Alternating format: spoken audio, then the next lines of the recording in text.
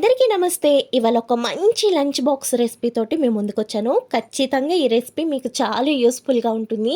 పిల్లలకి లంచ్ బాక్స్‌కేంటి, ఆఫీసులకేంటి, ఎక్కడికైనా బయటికి వెళ్ళేటప్పుడేంటి, ఎప్పుడైనా ది బెస్ట్ రెసిపీ అనమాట. ఇలా వెజిటబుల్స్ అన్నీ కట్ చేసి పెట్టుకున్నాక స్టవ్ వెలిగించి స్టవ్ మీద కుక్కర్ పెట్టుకొని, కుక్కర్ వేడెక్కాక తగినంత ఆయిల్ అయితే వేసుకుంటున్నాను. ఆయిల్ వేడెక్కాక బిర్యానీ ఆకు, చెక్క, లవంగి, యాలకులతో పాటు సహజీరా, అలాగే కొత్తిమీర, పుదీనా వేసుకొని చక్కగా ఈ స్పైసెస్ అన్నీ కూడా ఒక 5 నిమిషాల పాటు బాగా వేగాలండి. అల్లం, వెల్లుల్లి, గసగసాల ముద్ద అయితే వేసుకున్నాను. ఒక టేబుల్ స్పూన్ అంత వేసుకుని మనం చక్కగా ఇదంతా కలుపుకోవాలండి. ఈ అల్లం వెల్లుల్లి పేస్ట్ అనేది మనకి ఫ్రెష్‌గా గ్రైండ్ చేసుకుంటే టేస్ట్ అన్నది చాలా బావుంటది. ఈ మసాలా వేసాక ఈ మసాలా అంతా చక్కగా వేగేదాకా కలుపుతూ వేపుకోవాలి. మసాలా అంతా బాగా వేగాక ఇప్పుడు కట్ చేసుకున్న ఆల్ వెజిటబుల్స్ అయితే వేసుకున్నాను. ఇందులో మనకి నచ్చినవి వేసుకోవచ్చండి. నేనైతే నా దగ్గరున్న వెజిటబుల్స్ అన్నిటిని వేశాను. లేదు మీకు ఇంకా స్పెషల్‌గా కావాలి అంటే ఇంక ఈ వెజిటబుల్స్‌లోనే మనకు కావాలంటే బ్రోకలీ యాడ్ చేసుకోవచ్చు. లేదంటే మష్రూమ్ యాడ్ చేయొచ్చు. పన్నీర్ యాడ్ చేయొచ్చు. ఇంకా రకరకాలుగా అయితే చేయొచ్చనమాట. ఇప్పుడు ఇందులోనే రుచికి సరిపడగా అంటే వెజిటబుల్స్‌కి సరిపడగా మనం సాల్ట్ వేసుకున్నాము. ఆ తర్వాత వెజిటబుల్ గరం మసాలా అయితే వేసుకుంటున్నామండి.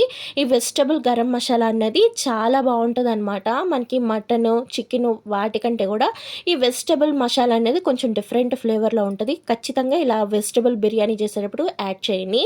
ఇప్పుడు కుక్కర్ మూత పెట్టయితే ఒక్క 5 నిమిషాల పాటు ఇవన్నీ కూడా కుక్ చేసుకుంటున్నాను. ఇలా కుక్కర్ మూత పెడితే మనకి ఆ మసాలా ఫ్లేవర్ అంతా కూడా మనకి వెజ్జెస్‌కి చాలా బాగా పట్టిద్దండి.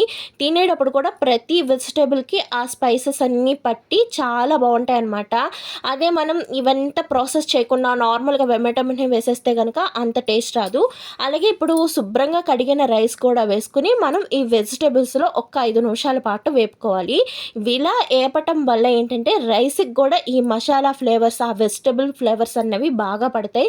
అదే లేదు మనం వాటర్‌లో డైరెక్ట్‌గా రైస్ అన్నది వేసేసామంటే ఈ ఫ్లేవర్స్ అన్నవి కూడా రైస్‌కి అంత ఎక్కువగా పట్టవనమాట.